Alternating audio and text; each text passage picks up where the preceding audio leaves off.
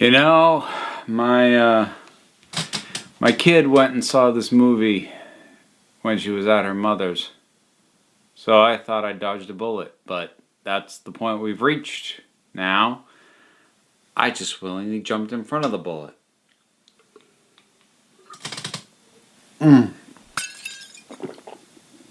Gotta go fast.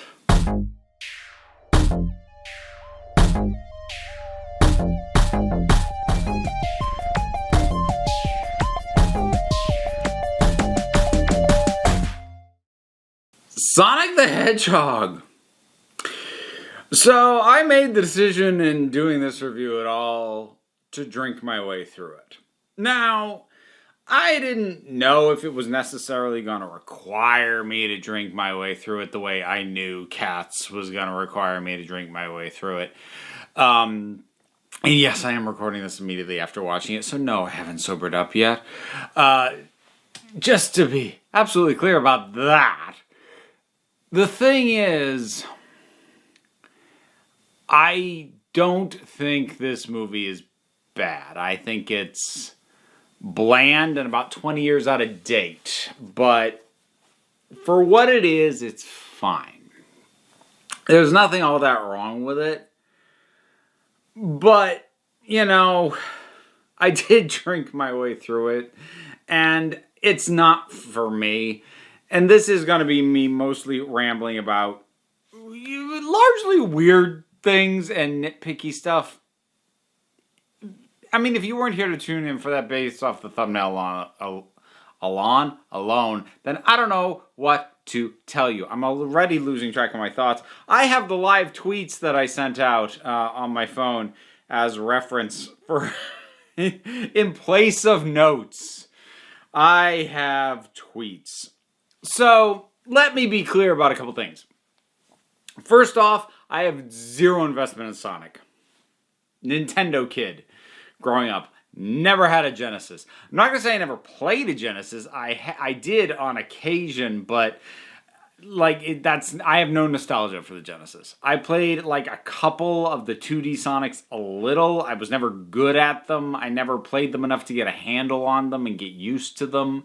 I absolutely had no interest in 3D Sonic. I never watched the cartoons, any of them. I never read the comics. I don't know the lore. I'm not part of this fandom. So I want people to understand that I am a neophyte bitching about a property I have no investment in. And none of this is intended to make fun of the people who do have investment. If you care about the lore of Sonic, good on you. I don't know it.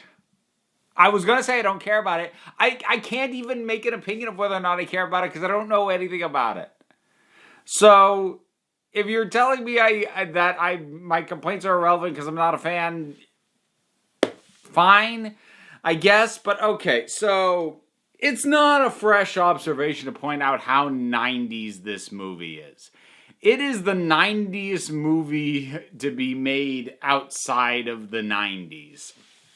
Between Jim Carrey, who I'm pretty sure his only direction was, hey, pretend it's 1994 again, to the format of, let's take a character who really should be set in a completely fantasy world and just drop them in the middle of Earth so that we only have to pay for one effect and then everything else is just locations and all that sort of stuff. It's super 90s. It's super 90s in that still trying to recapture E.T. but also be pop culture referencey way that only 90s children-aimed things could be. Which is the other thing. Some of the stuff I'm going to bitch about is easily hand-waved away on the basis of this is aimed at a young audience who won't notice or won't care. I understand that. I'm still gonna bitch. Sonic's an annoying, whiny little... the only reason I'm not going to swear is I don't want to have to edit it later. He's annoying. And I don't think the loneliness was a bad angle to go with. I think that made a lot of sense, all things considered. Because if you're gonna make it a thing where, like, he's not on his home planet, which, first of all, just even that, like, weird flashback at the beginning, like, that, it's just me, or is that weirdly elaborate for Blue Hedgehog in sneakers? Like, that's weirdly elaborate. And also doesn't pay off. Like, it opens up with him and his adoptive owl mother protecting him from people who are hunting him down. But the thing is, we never find out why those other whatever they were hunting him down. So the setup never pays off. It's just the excuse to get him into a world that isn't his own, but it's never explained who those people were, why they wanted Sonic, why it was a bad idea for them to get their hands on Sonic. Nothing. None of that pays off, and if you're not going to pay it off, why do you have this elaborate backstory lore? Why? You don't need that. Anyways, I forgot what original point I started when I started that. I was going to say sentence. Was it one sentence? Felt like a run-on sentence. Whatever it was, I forgot what point I was going to make. But, so the whole thing, I remember. If you're going to have him be not of this world, and he's here and it's not his home of birth, having him be lonely actually makes a fair amount of sense. And it's a decent way to explain why he latches on to somebody like Tom. Oh, and props to James Marsden. He does a surprisingly good job keeping a straight face, not taking it too serious, but taking just the right amount of serious. There's a line in this that there's a line that he says, I forget what the original setup is, but Sonic goes, "You won't regret it." James Marsden goes, "Pretty sure I will." And my immediate thought was, that was the conversation he had with his agent when he agreed to do this movie. But Lonely is solid. That's a good enough angle to go with. But, like, they needed to nail down the rest of this, because the thing is that Sonic has been on Earth for a while. They don't give an amount of time, I don't think. If they do, I missed it. But it's weird because he's been here long enough to know what things are called, to have established kind of a home base. I mean, like, he knows what baseball is and, you know, what donuts are and things like that, but he doesn't know what a phone booth is, which really doesn't make sense because, like, his favorite movie ever is Speed. And one of the first things that happens in the front end of that movie is Keanu Reeves talks to Dennis Hopper on a payphone. Why doesn't he know what a payphone is? That specific thing actually hadn't occurred to me until I just said it just now, and that's part of why I got so upset about it. Unwarranted, but I did. Anyways, they needed to decide how much does he know about this world, about how it works, because they try to have it both ways. They try to have it where the basics of the world don't have to be explained to him, that they don't have to explain cars and televisions and stuff like that. But at the same time, he just doesn't get simple, basic stuff. It's weird. It's an odd mix, and I know why it's there.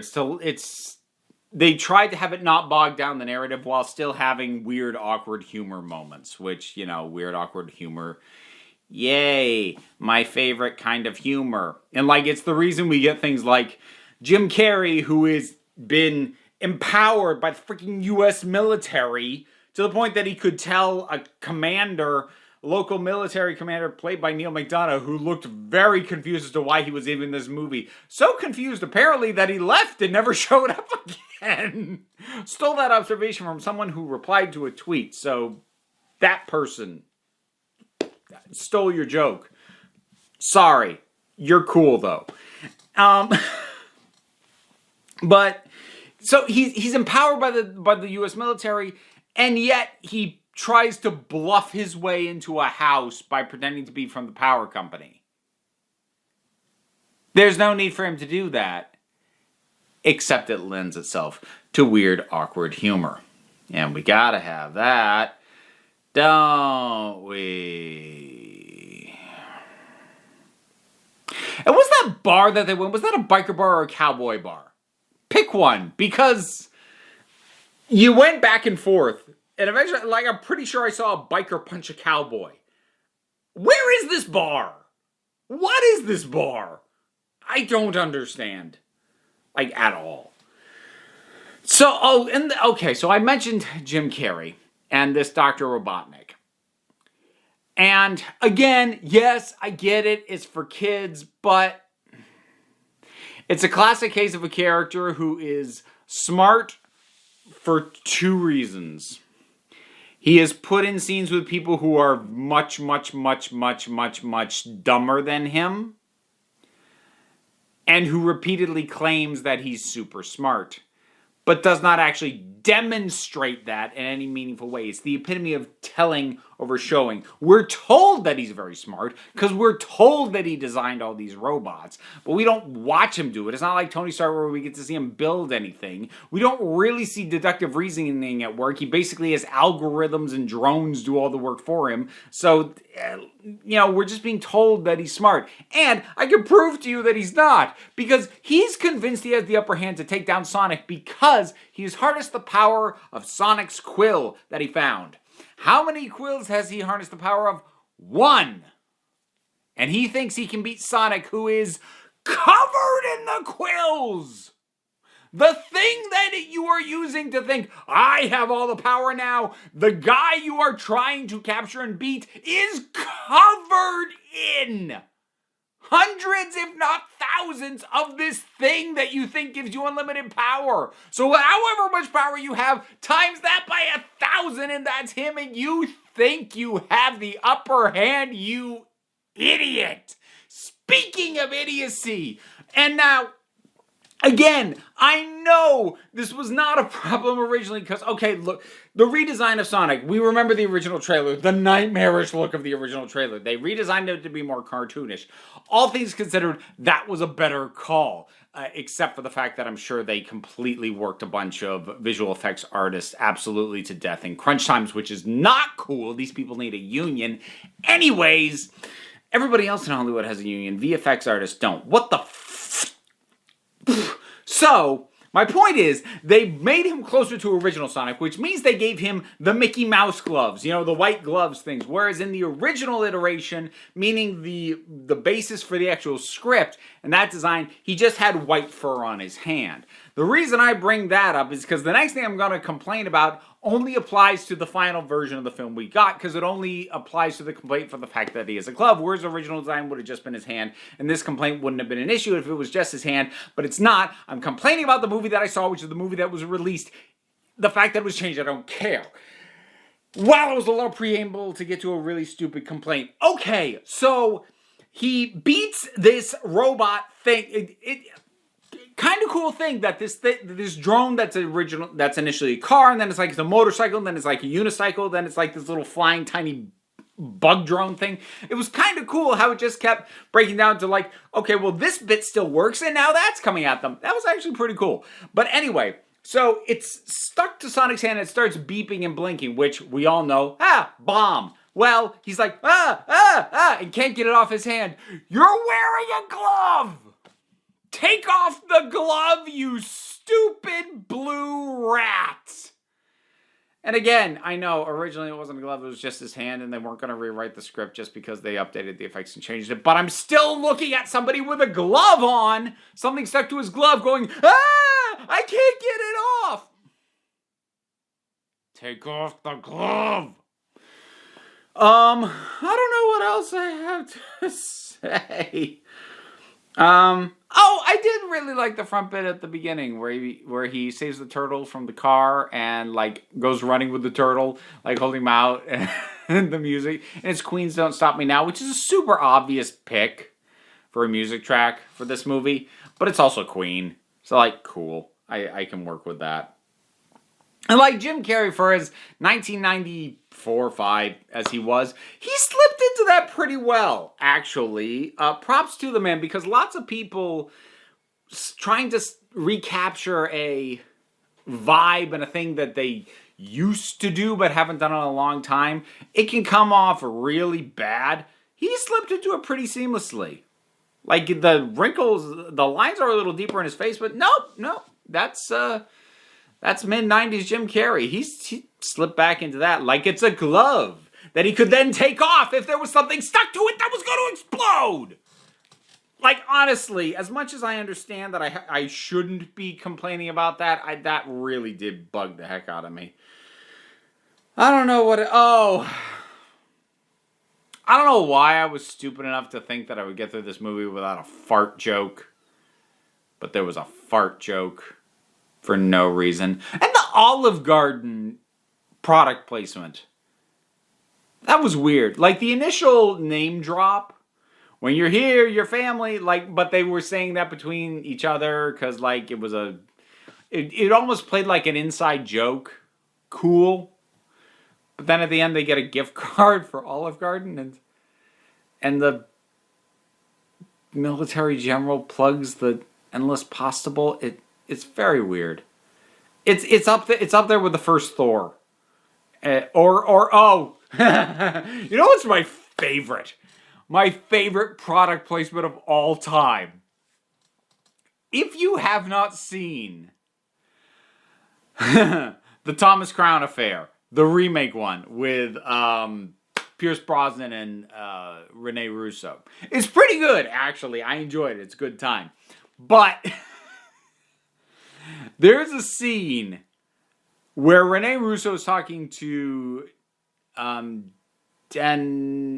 Dennis Leary. Knew I could get it.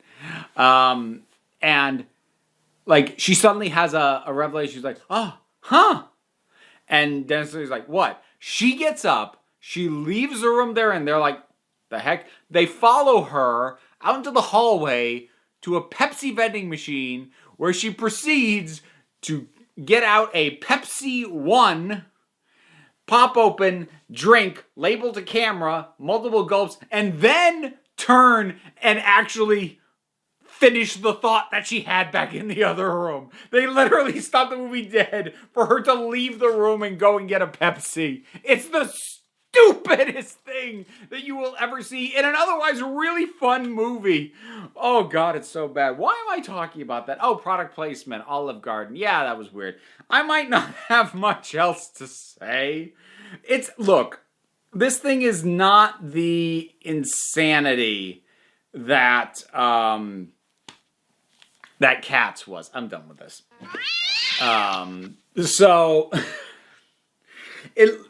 The movie's fine.